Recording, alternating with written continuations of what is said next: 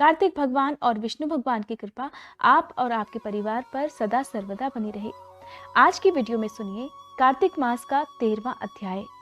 इससे पहले की वीडियो में यानी कि कार्तिक मास के 12वें अध्याय में आपने सुना कि किस प्रकार विष्णु शर्मा नाम के ब्राह्मण ने, जो कि भगवान की केवल सच्चे मन से भक्ति ही किया करता था, कोई भी मंदिर या यज्ञादि नहीं करवा पाता था क्योंकि वो बहुत दीनहीन था, किस प्रकार उसे केवल भक्तिभाव से पूजा करने से ही वैकुंठ लोक की प्राप्ति हुई और किस प्रकार जो राजा था, जिसे अपने धन का बहुत अभिमान था और जो ये सोचता था कि अगर वो यज्ञादि कराकर ब्राह्मणों को दान दक्षिणा देकर और मंदिर बनवाकर वैकुंठ लोक को प्राप्त कर सकता है, उसका अभिमान किस प्रकार भगवान श्री हरि ने चूर चूर किया, इस बारे में आप कार्तिक मास के 12वें अध्याय में सुन सकते हैं।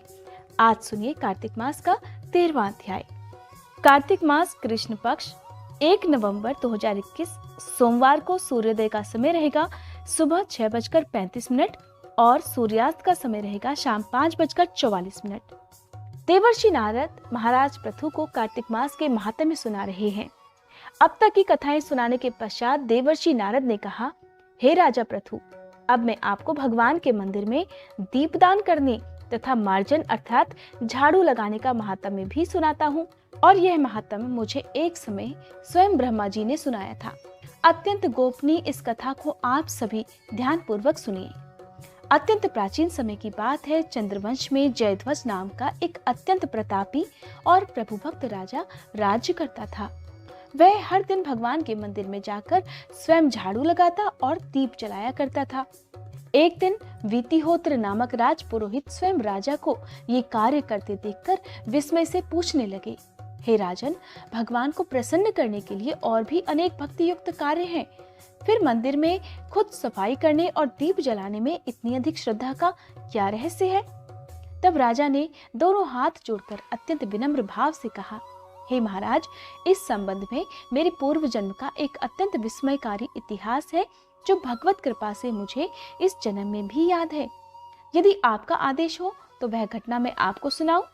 राजपुरोहित इस घटना को जानने के लिए बहुत उत्सुक थे। उन्होंने आदेश दिया।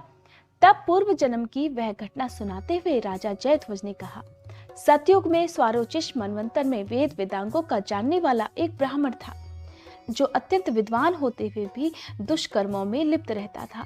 उसके खोटे कर्मों के कारण उसके बंधु बांधवों ने उसका परित्याग कर दिया। एक दिन भूख प्यास से अत्यंत दुखी होकर वह घूमता फिरता नर्मदा नदी के तट पर जा पहुंचा और वहीं पर उसने अपने प्राण त्याग दिए। उसकी स्त्री भी व्यभिचारिणी थी, इसलिए उसके बंधुओं ने उसे भी घर से निकाल दिया। उसी के गर्भ से अत्यंत पापी अर्थात मैं उत्पन्न हुआ। उस जन्म में मेरा नाम दंडकेतु था। दूसरों की स्त्रियों, वैश्याओं और धन के लिए मैंने गौ, पशु तथा अनेक मनुष्यों की हत्याएं की और इस प्रकार पाप पूर्ण जीवन व्यतीत करता रहा। एक रात को किसी दूसरे की स्त्री से भोग करने की इच्छा से मैं एक सुनसान देवालय में गया। वहां जाकर मैंने एक कपड़े से स्थान साफ किया और दीपक जलाया। उस सूने मंदिर में दीपक जलता देखकर ग्राम रक्षक भी वहां आ गए और मुझे चोर या डाकू समझकर उन्होंने लाठियों से मुझ पर इतने प्रहार किए कि मेरी तुरंत ही मृत्यु हो गई। प्राण निकलते ही भगवान के दूत वहां आ गए और मुझे सुंदर विमान में बिठाकर वैकुंठ लोक को ले गए। कार्तिक के महीने में भगवान के मंदिर में झाड़ू लगाने और दीपक जलाने से मुझे इतना फल मिला कि कई कल्प तक स्वर्ग में सुख भोग कर अब मैंने चंद्रवंश में जन्म लिया है। यदि श्रद्धा और भक्ति पूर्वक यही क्रिया कार्तिक के पूरे महीने की जाए तो उसके पुण्य का तो कहना ही क्या है। उसका वर्णन ब्रह्मा जी भी स्वयं नहीं कर सकते। एक अन्य कथा सुनाते हुए देवर्षि नारद कहते हैं, हे राजन पृथु, अब दूसरे के दीपक जलाने का महात्म्य भी सुनो। मनुवंश के प्रतापी राजा रैवत के पुत्र भद्रबुद्धि के पुत्र का नाम सुदर्शन था। अपने नाम के अनुसार ही सुदर्शन अत्यंत सुंदर और पराक्रमी था। भद्रबुद्धि की राजधानी नर्मदा के तट के समीप महेंद्र पर्वत पर स्थित थी। एक बार शिकार खेलने के लिए सुदर्शन अपने साथियों के साथ वन में गया। घूमते फिरते हुए उसने नदी के उस पार एक सुंदर कन्या को देखा तो अपने साथियों को वहीं छोड़कर घोड़े पर सवार होकर तत्काल नदी के उस पार जा पहुंचा। वहां उस रूपवती कन्या को देखकर सुदर्शन उस पर मोहित हो गया। कन्या भी उस अत्यंत सुंदर बलशाली वीर पुरुष को देखकर लज्जा को प्राप्त हुई। तब सुदर्शन ने शालीनता पूर्वक उस कन्या से उसका परिचय पूछा। कन्या ने बतलाया कि वह गौड़ राजा की पुत्री है और उसका नाम मदनालसा है। उसकी सखियों के साथ क्रीड़ा करने के लिए यहाँ पर वह आई हुई है। इसके बाद अपनी इच्छा से उन दोनों ने गंधर्व रीति से वहीं पर अपना विवाह भी कर लिया और कुछ समय तक नर्मदा नदी के तट पर विहार करते रहे। फिर अपने घर आकर वे दोनों बड़े आनंद से रहने लगे। कुछ समय के बाद राजा भद्रबुद्धि अपने पुत्र सुदर्शन को राज्य सौंपकर स्वयं वन में चले गए। राजा बनने के बाद सुदर्शन बड़ी कुशलता पूर्वक राजकाज चलाने लगा। रानी मदनालसा सदा अपने पति को विष्णु भगवान की पूजा आराधना करने का उपदेश दिया करती थी।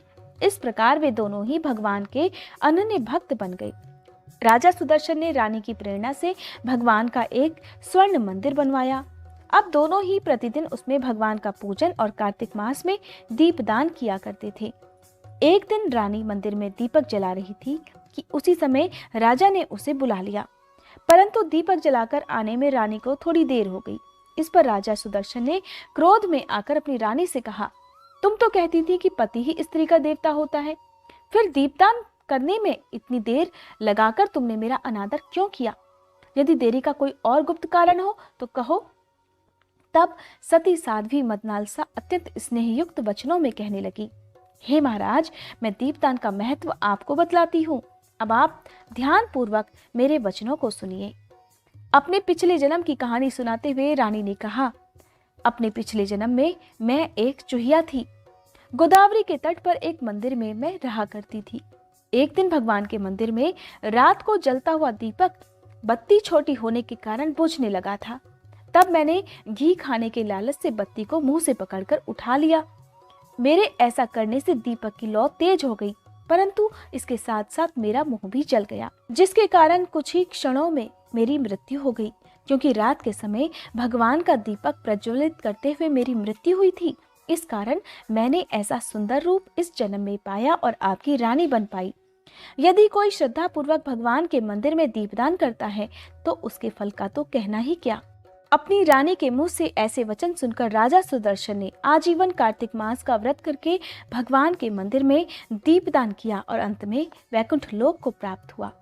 अगर कार्तिक के पूरे महीने में आप सभी नियमों का पालन ना कर पाए, कार्तिक के हर दिन आप स्नान, दीपदान या तुलसी पूजन ना कर पाए, तो आपके लिए जब भी संभव हो तब आप कार्तिक स्नान करके तुलसी पूजन और मंदिर में दीपदान जरूर करें। इसके लिए आप आने वाली कार्तिक मास के दोनों पक्षों की एकादशी, कार्तिक अमावस्या के दिन मंदिर में दीपदान कर सकते हैं।